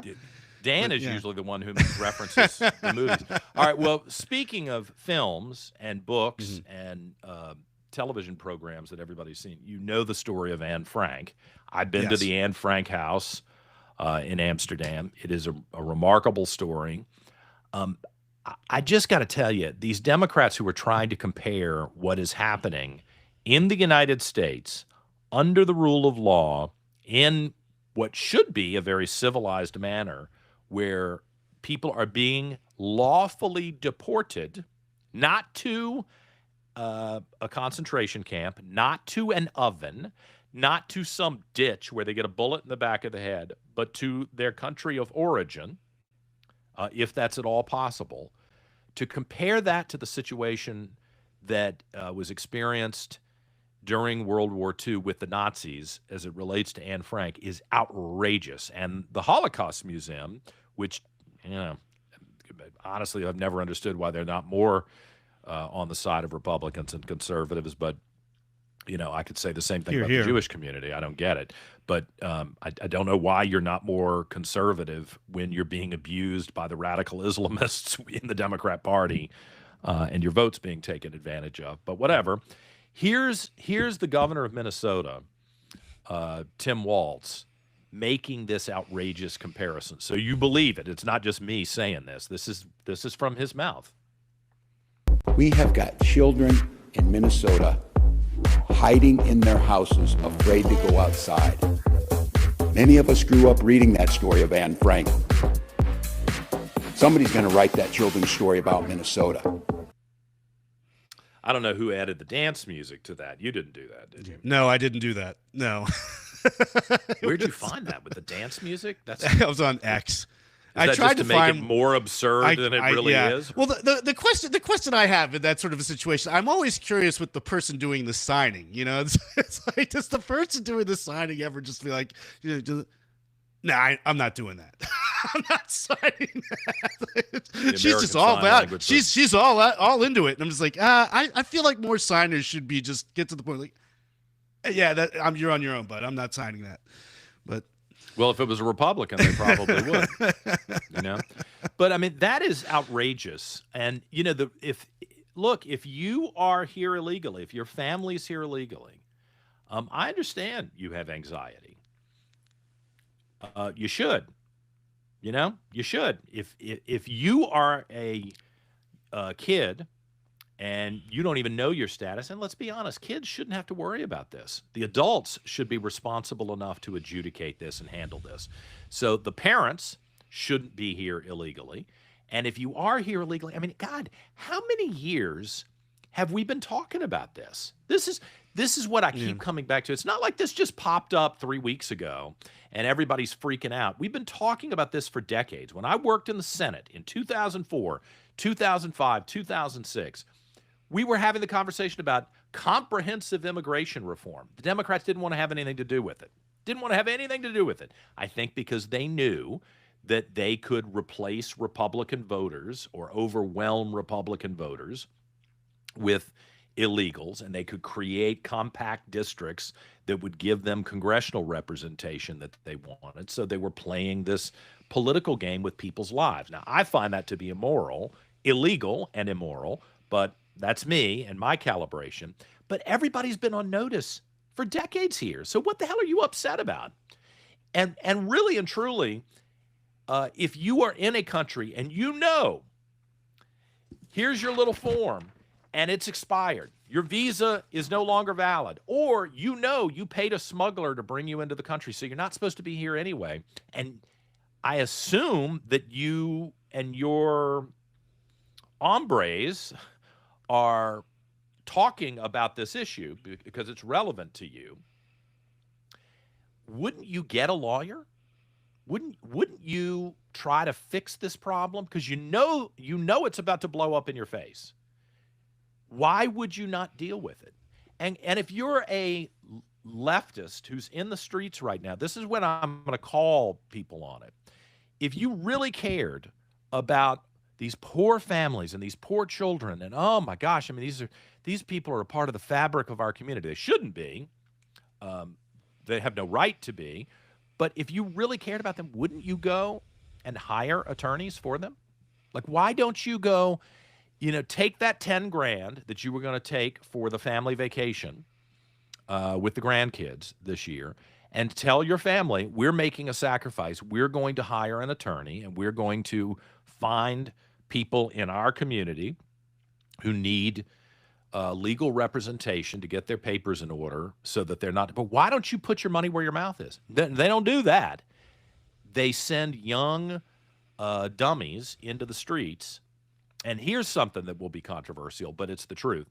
The left doesn't give a damn about that woman, Ms. Good, who was killed. And they don't care about this 37-year-old nurse who was killed.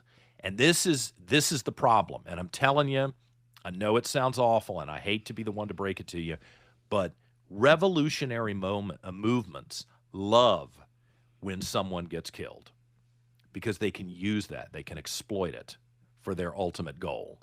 So, and they exploit decent people and morals to try to achieve what they want to achieve. So I will tell you, it's kind of like one reason I left the news business when I was a TV reporter is I started to feel and my family noticed it. I started to feel my emotions changing. What gets you an Emmy Award as a television reporter? Something horrible happening. You're the first one to break a story, or you get the inside scoop when something bad happens to someone else. And so I've really been in newsrooms when I was a reporter where a murder happened or a mass shooting happened or something terrible, floods and people were dying. And there's a palpable excitement. Oh my God, this is my chance to win an Emmy Award. I'll win the Associated Press Award. That's kind of if that takes over your soul, that's a sick situation. You lose humanity. And I'm telling you, when I lived in the Middle East, this is the kind of thing that I saw. They were glad when someone was harmed. The revolutionaries were glad because they could exploit that death. And they were saying, they convince you that being a martyr is somehow noble because it advances the cause, the movement. And that's what you're seeing in Minneapolis. And that's horrible, and that's a dangerous place for us to be in. Yeah, I mean, well, the thing that I have to say about this, and look, I may be going out on a limb here with our crowd, and this is what ICE is saying, and I have a clip to this effect about what happened this past weekend. I don't think that they're out there looking for the little helpless children from Somalia or of course they're not. Wherever. They're after some really, really dastardly people, to use the language of Geraldo Rivera, the dastardly deeds. But yes, they are Nobody not. even knows who he is anymore. But whatever. I used to have to do like the mustache for it, but I have a mustache now. Nobody so even I don't knows have who to he do is. Yeah, anymore. but yeah, no, right. They're not going after They're the not. kids. They're going after the bad criminals. people. But Dan, it doesn't matter. If you're here illegally, I got news for you. You got to go. You got to go. It's kind of like if you. I mean, this is a frivolous example, but I've seen it happen where people have a nice dinner party at somebody's house, and you show up at 5 o'clock and you have dinner, and then it gets to be 9 o'clock, 10 o'clock, 11 o'clock. People have been drinking. People are being obnoxious, and you kind of forget you're in somebody else's house, right? Yeah. And you see the host who owns the house, disappear for a little while, and then they come back and they start cleaning up the dishes and they cut the lights off and other parts of that. They're trying to tell you, party's over, you need to go. Yeah. And, once people have started to drink, they start to take it like, oh, no, we're just going to hang out. It's cool, right? We're having a great time. Everybody's having a great time. No, you need to understand this is not your house. You were invited here. We had a nice time. Now you got to go. And I've actually watched people who have said, hey, guys, it's 1 o'clock, and my wife, we got to the kids are upstairs. We got to go to church tomorrow morning. It's time for you to go. And people get pissy about it. They get angry about it. Like, well, what do you mean? You invited us over? Hey, it's 1 o'clock in the morning. You got to go. Now, granted, that's a frivolous example compared to what we're dealing with here. But you got to go. If you don't have papers, you have to go. And I would prefer that we have your deportation occur in a humane, thoughtful, reasonable, adjudicated way. But it's the Democrats who are preventing that from happening. And they've been preventing it from happening for decades. And now I'm supposed to feel bad that we've reached a place after 30 years of debating this that somebody has finally said, I'm sorry, we're cutting the lights off. You're getting the hell out of my house. I think that's a reasonable position for us to take. And it is reasonable because everybody else has been unreasonable for decades. Right. Well, anyway. There's a key component to that analogy, and that is that you are in somebody else's private property, and ultimately that's their recourse. Hey, this is my property. Get out of here. You're in my country. I'm gonna call the police and have them escort you here's out. the other thing. This is not nice to say, and Americans don't like it. You're in my country, and the laws are written at the moment that you are not. You're a guest. Get the hell out. We're telling you, get the hell out. And you may scream and yell on your way out the door, but you're leaving. I mean, I don't know why that is so difficult for everybody to understand. I'm not going to apologize for being an American who respects my borders. When I lived overseas, let me tell you something. I knew that visa expired on the 60th day. I left on the 58th day because I wasn't going to get locked up in some Middle Eastern jail while they made an example of me as a Western white businessman, which very easily could have happened. I was leaving because I respected the laws in the place where I was doing work. And you know what? If I can do it, you can do it when you're here. That's not unfair. You're in my country. And the laws of this country, as of today, I don't know whether the Democrats will ultimately succeed in turning us into a third world society where nothing matters anymore. They seem to be working on that. But get the hell out. Sorry if that hurts your feelings. I tried to be nice about it. I tried to be fair and, give a little bit of a runway. I mean, I think it's crazy that we're paying people money to leave. Trump has actually offered to cut you a check on the way out. That's true. So that you can, you're not penniless when you show up back in your home country. I think that's kind of insane. But all right, if that's what it takes to do this in a humane way, all right, I'll sign up for it. But you're gonna leave until everybody changes things. All right, let's move on to Abigail Spanberger, our governor here in Virginia, on the shooting. Let's see in Minnesota. Governor Spanberger, a former federal officer with the CIA, told me the video she watched raised questions about training and procedure. There's a man who's there holding a camera, and the fact that escalated with this Border Patrol agent confronting a man who was exercising his First Amendment right, and the Border Patrol agent approached him and not de-escalating, right? Law enforcement is so frequently trained to de-escalate.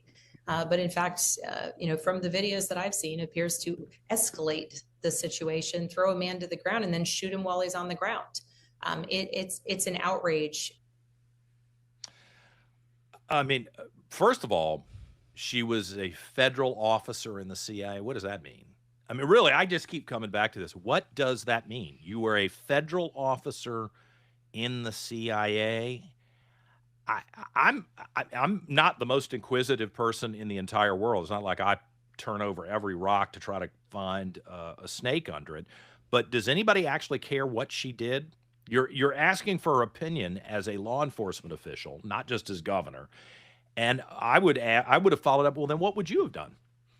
You were a federal officer, quote unquote, with the CIA. Not sure what that actually entailed. I know she was a postal inspector too, so I'm assuming if you're a postal inspector that you don't actually. I mean, what do you do? Do you look at the mail? I mean, I'm not trying to be insulting. What do you do? Anybody care about that? But all right, you're going to give Abigail Spanberger the credibility of being a law enforcement official. Fine, okay, whatever. What would you do, Governor, if you had been the person in the street, and we're all supposed to give you the credibility for having been, one of the frontline people here? Tell me what you would have done in this situation. You would have retreated. You would have said, oh, we're here to enforce the law, but this guy's got a camera and he won't move, so we'll back up. Is that if you de-escalate every time someone who doesn't want to obey the law escalates, then guess what? You don't have any laws anymore. I mean, if you wanted to tell me, oh, I would have stepped back for about 10 minutes while we brought in a big paddy wagon, and then we filled the paddy wagon with the people. We gave everybody a warning, like, if you don't leave now, and if you continue to impede what we're doing here, we're going to arrest you. So this is your opportunity to leave. Okay, tell me that. That might sound somewhat reasonable. But this constant mindset that the Democrats push of de-escalate, de-escalate, de-escalate. Oh, okay. So you show up at somebody's house and they're stabbing their wife. Do you have a conversation? Excuse me, would you really put the knife down? Because this is really dangerous for her. I know you're trying to kill her and you're out of your mind, but let's de-escalate that. I don't want to put a bullet in you. I mean, this is insane that we're even indulging this garbage.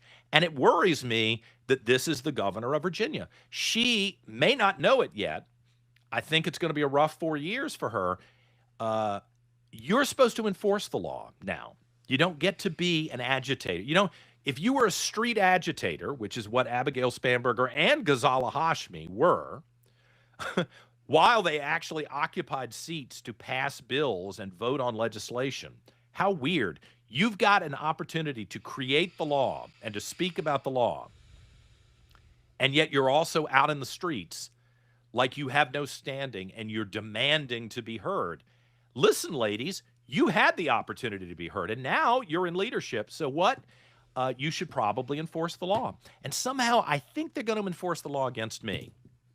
On the day I freak out and do something stupid or decide to hell with this, I'm not going to obey the law anymore. Guess what? I suspect that there'll be cops out in front of my house, and they won't try to de-escalate it with me, right?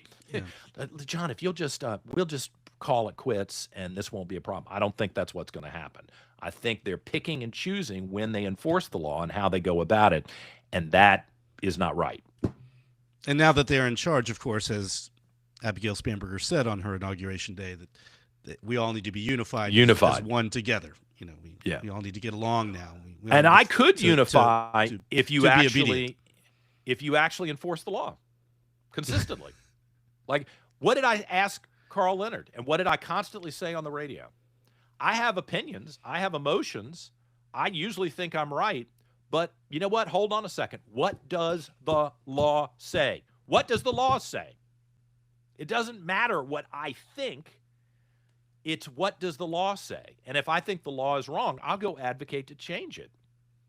But, you know, this whole replacing that with the emotions at the moment is going to lead us into a bad place. Now, we really should have led with this, Dan. This woman who apparently, was she a nurse at Virginia Commonwealth University at VCU Health? I think so, yeah. Play this clip. This is insane. This is bizarre.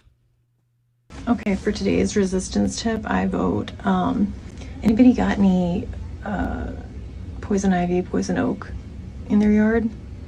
Get some of that up with gloves, obviously. Get it in some water, like a gallon of water. Get the poison ivy oak water, and I'm gonna put it into a water gun. Aim for faces, hands. All right, the single ladies where these ICE guys are going have a chance to do something, you know, not without risk, but could help the cause for sure.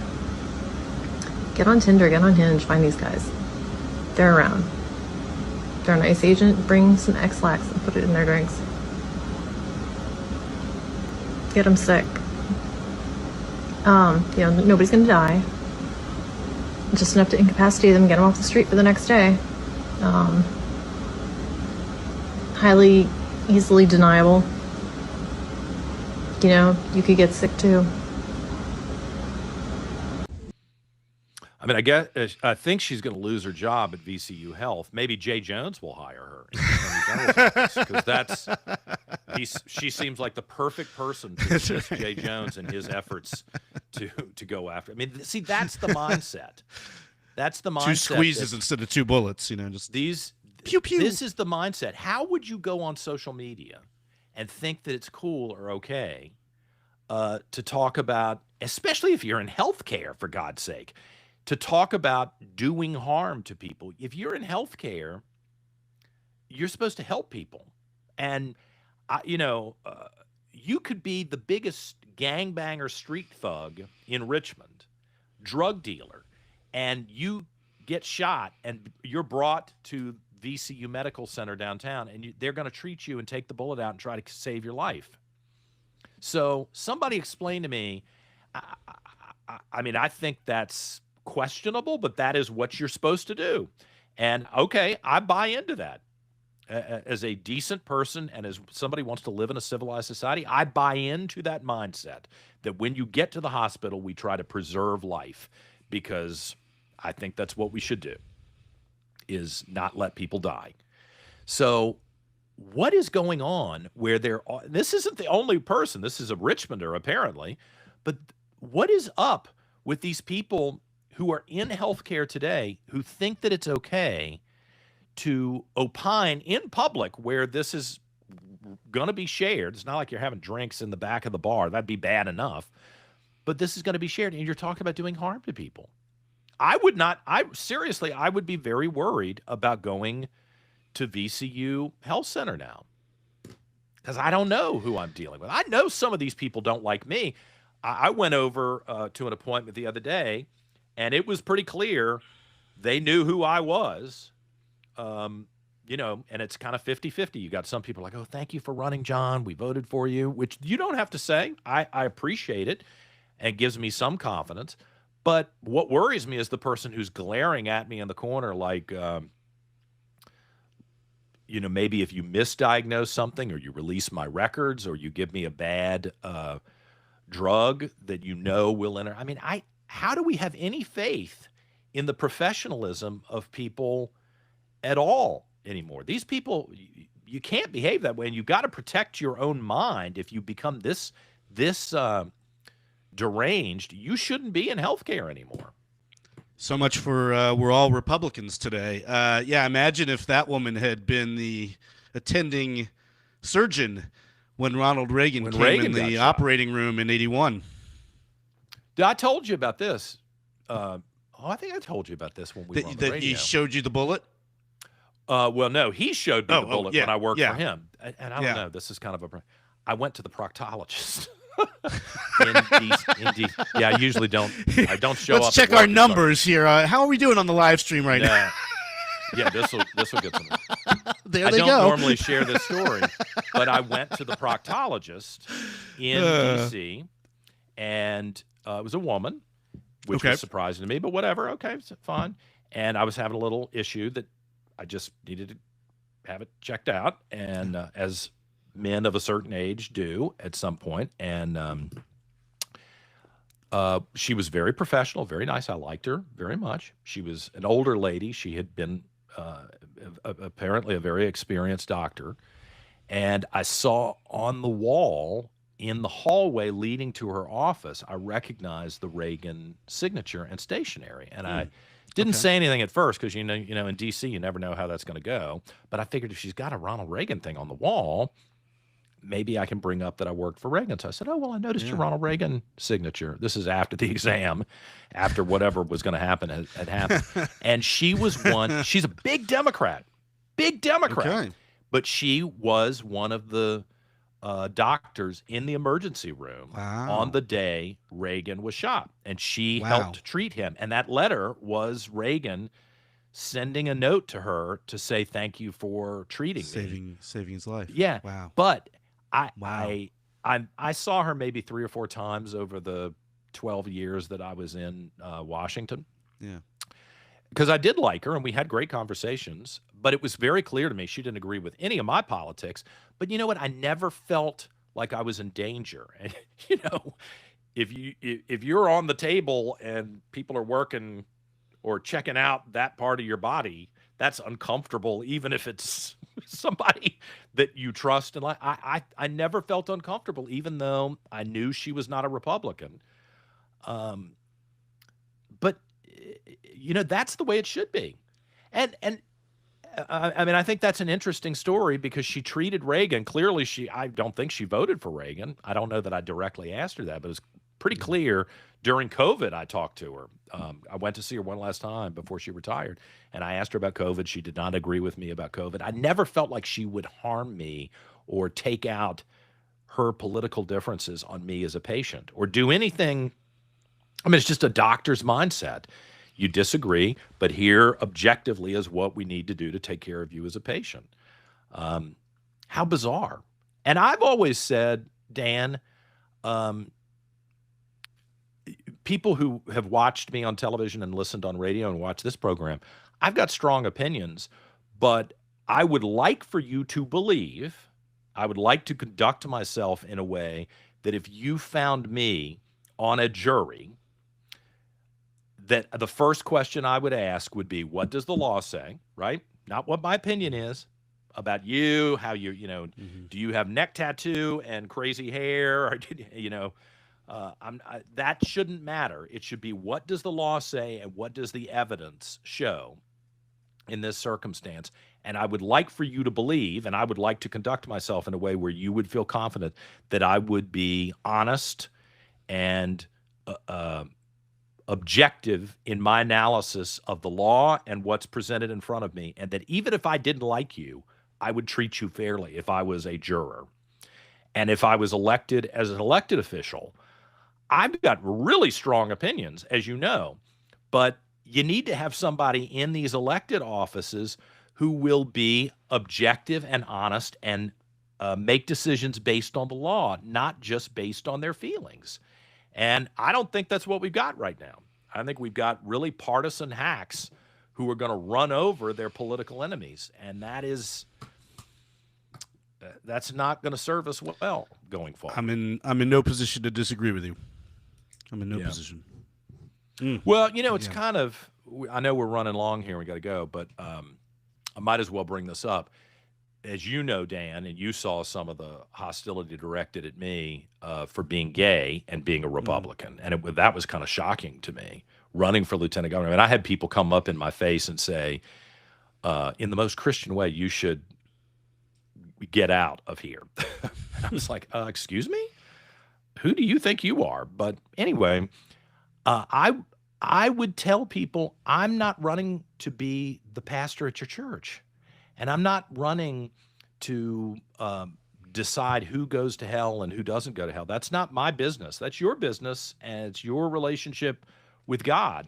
And I don't need to be in the middle of that. And I sure as hell am not inviting you to be in the middle of my relationship with God. You may look at me and think that I'm going to burn in hell for eternity. I don't know why you feel like you need to tell me that. But okay, whatever. That's what you think. You're entitled to your opinion, but as a lieutenant governor or as an elected official, you need to protect everybody's rights. And as somebody who has been dumped on his entire professional life and personal life for 30 plus years now, and it doesn't do me any good to go through the litany of stories of people who have crapped on me.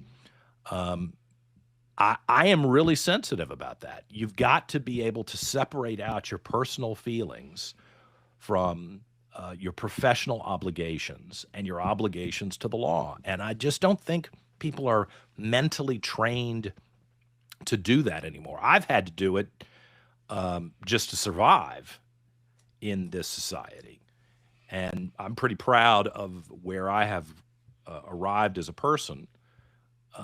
Who is a pretty opinionated guy, that I feel like I can be fair with people, even if there's somebody that I don't like. I mean, I'll tell you, I don't like you, but here's the deal. I've actually gone to a couple of attorneys to get advice from people who I know don't agree with me politically, but I know they'll shoot straight with me.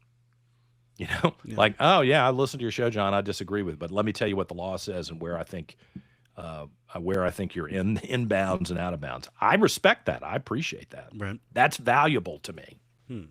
It doesn't seem to be valuable in the modern society, and that's a problem. Well, fortunately, I'll just say for myself, my philosophy aligns perfectly with the laws. So I have no issues. Hang around. I was going to, John, is this an appropriate time to share the good news that I shared with you last night about the progress with this show? Oh yeah, what's the deal? Is this the fourth week?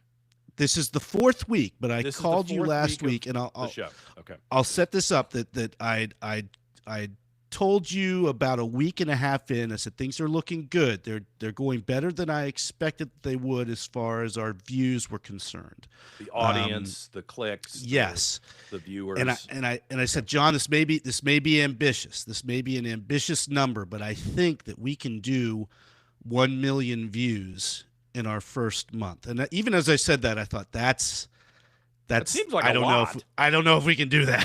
I said, folks, here's where we are. Hold on. So we started on January 5th. We had 435,000 views. A set of eyeballs obviously would be double the number of that for eyeballs, since everybody has two eyeballs generally. Humans. but sets of eyeballs. We had 435,000 views of some aspect of our podcast the first week. That almost doubled the second week. Oh wow! Look at that. Last week we had 2.84 million views. Is that on right? At least some aspect of our podcast, for a total so far this month of 4.1 million views, with several days still left in the month of January. Gosh. Well, those are positive. very, very impressive numbers that we're able to share with you today, and it's a reminder that the first month, the goal, of course, was to get this podcast on the going. And you don't know how hard that was. Right. It was not the smoothest sailing process. Right. This is not FaceTime on your cell phone. No, Seems to be a lot more but complicated. we accomplished half the battle. The second half of the battle, of course, is making this not our hobby, but a means by which you and I can afford to make a living and continue to do this show. So with that in mind, these are good numbers. We hope that means that you out there will think about being a sponsor for this program. Contact us at thereidrevolution@gmail.com. We've already had some people express some interest in being part of the show and being an advertiser for the show. That's percolating at this point. But if you're interested, you're going to have a lot of people seeing your company, your business, your product if you're advertising with us. So please let us know if you're interested, because we would like to hear from you if you are.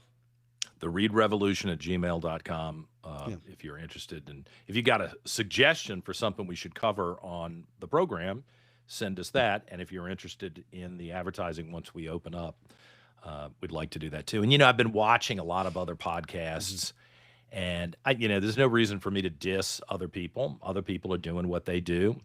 Some of them are very talented, witty people who've never done anything in life except be loudmouths.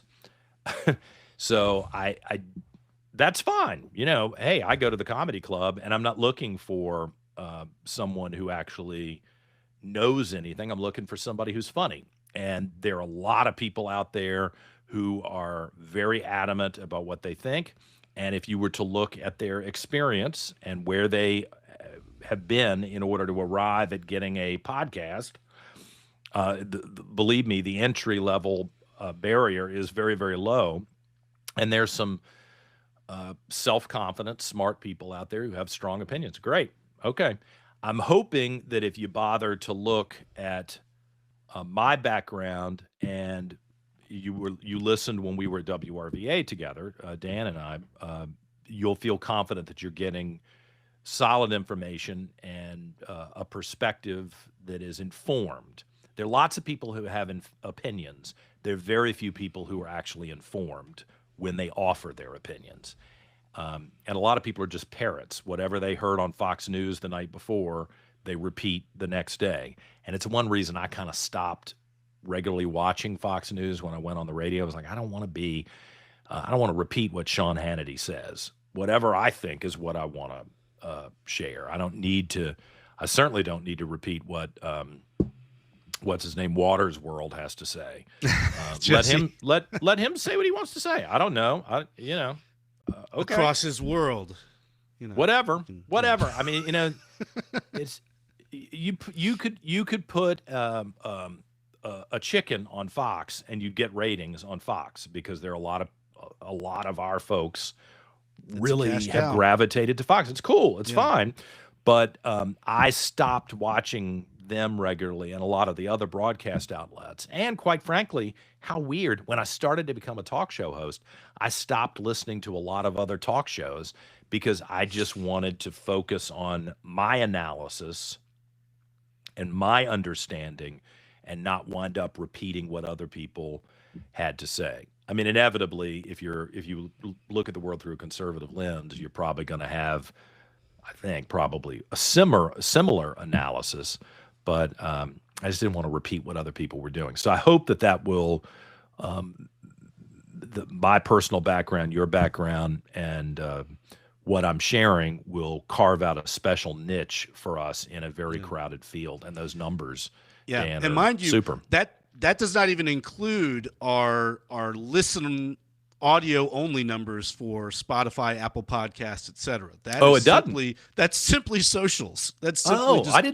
Oh, wow. Okay. Eyeballs on social media, whether it's the full show, our interviews, or the shorts that we've put together. Well, we should check on that too. Yeah. I think that's a tough thing to get all the downloads going. I've got a friend who I used to work for who's a big liberal, unfortunately. Nice guy. I kind of admire and respect him, even though I think he's gone crazy, but whatever. Half the world's gone crazy. He started a podcast, and he has done very well with the downloads, but he's in New York, in Manhattan, and his wife is a former agent at one of the big talent firms and stuff. So I've had one eye on what he's been doing, because I think he's probably getting the best advice from people in that industry in a major city where this is what they think about, and they're all making a hell of a lot of money. So, I'm kind of watching what he's doing.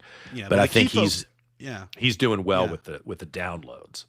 Yeah, the key, folks, is if you like the podcast, be sure to share it with your friends. Sharing is caring. Share. That is basically why we have the numbers that we have, is because people have shared our videos, what we've produced, whether it be the interviews, whether it be the shorts that I've put together. That's why we've gotten so many eyes on our product. So, well, it's like the campaign. Yeah. Unless you have $8 million like Ghazala Hashmi and you can buy access to airtime, thank goodness there's social media, because there are people like, Jim Herring was somebody who shared. I mean, I would say good morning, and Jim Herring would share it. And I'm appreciative of that, because that took, I thought, pretty effective policy positions and, 30-second ads that we produced on the cheap, and then gave us an audience. I mean, clearly it wasn't enough in the end, but there are some people who will share everything because they want their network to know. So that's really helpful. I'm glad you brought that up, producer Dan. Thank you. Share. Tell a friend.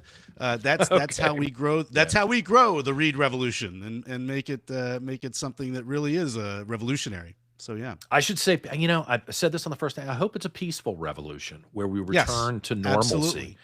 Because I think we've got a revolution in the streets right now, and it isn't the peaceful kind. It's the hostile. Well, that's kind. why we have the uplifting intro with the inspirational music.